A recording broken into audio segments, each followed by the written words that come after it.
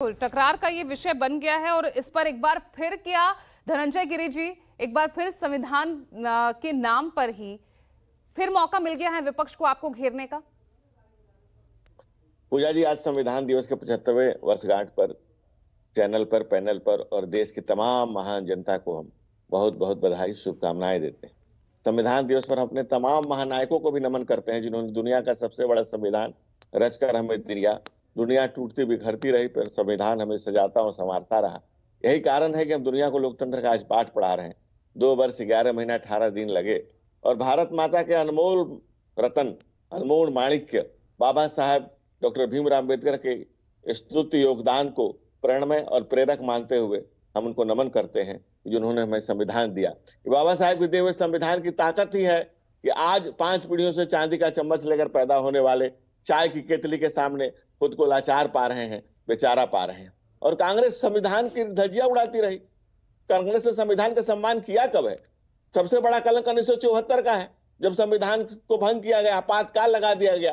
क्या देश को लूटना संविधान की रक्षा है? क्या एएमयू में दलितों का आरक्षण खत्म करना संविधान की रक्षा है? क्या जामिया मिलिया में आरक्षण खत्म कर देना दलितों, पीड़ितों, वंचितों, शोषितों के संविधान की रक्षा है? क्या 70 साल तक बाबा साहब के दिए गए संविधान से वो जम्मू कश्मीर में दलितों का आरक्षण नहीं मिला, गुजरवाल, बकरवाल, वाल्मीकि समाज को आरक्षण मिला? क्या संविधान की रक्षा है? क्या संविधान की रक्षा है कि 70 साल तक एक देश में 2 विधान और 2 संविधान चलते रहे? ये संविधान की रक्षा है? बाबा साहेब के दिए हुए संविधान को ताकत तब मिली है जब एक गुर्बत से शोहरत तक का सफर करने वाला एक व्यक्ति, साबरमती के संत हो या साबरमती की संतान, उन्होंने संविधान को जिस तरह से हृदय से लगाया है, हाथ में लेकर के, आज हाथ में लेकर संविधान चलते हैं। कभी दादी ने मुट्ठी में किया था संविधान को कुचल दिया था, आज हाथ में संविधान लेकर चल रहे हैं। जयराम रमेश तो कल उससे भी पहले का 1949 का वो किस्सा बता रहे थे। वो तो कह रहे हैं कि जब कांग्रेस के प्रति किस तरह से अंबेडकर के प्रति जब सम्मान व्यक्त किया गया था, गूंज हो रही थी, तब आपने 30 नवंबर 1949 को आरएसएस के मुखपत्र साधना के जरिए अंबेडकर का अपमान किया था, जिसमें कहा गया था कि इसने मनुस्मृति से प्रेरणा नहीं ली है। उसी संविधान पर सवाल उठाए गए थे। पूजा जी, कांग्रेस का इतना गलत नैरेटिव है।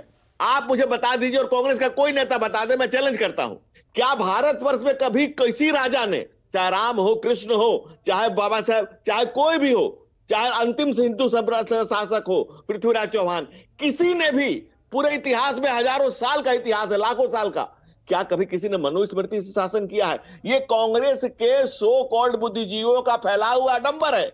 कभी किसी ने इतिहास में मनुस्मृति शासन किया है क्या?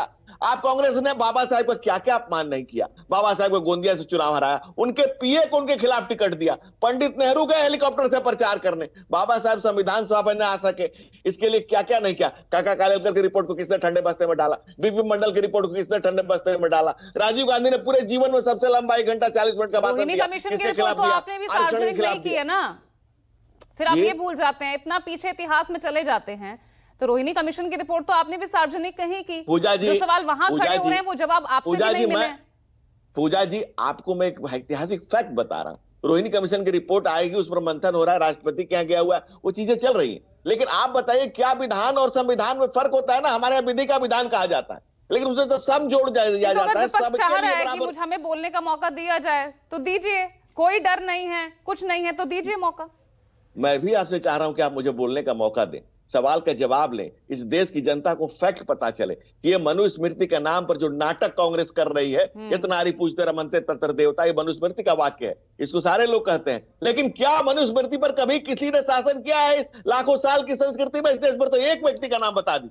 ये मुनाफिक और मक्कारी नहीं चलेगी। संविधान का पहला संशोधन पंडित नेहरू ने किया कि विदेशों के इंटरेस्ट को नहीं प्रोटेक्ट किया जा रहा। 127 संशोधन आपने कर डाले, 127। आपने 42वें संशोधन करके प्रियम्बल बदल डाला, संविधान की आत्मा को तार तार कर दिया। और आप दूसरे से कह रहे हैं कि संविधान दिखाने में और हृदय में बसाने में फर्क होता है।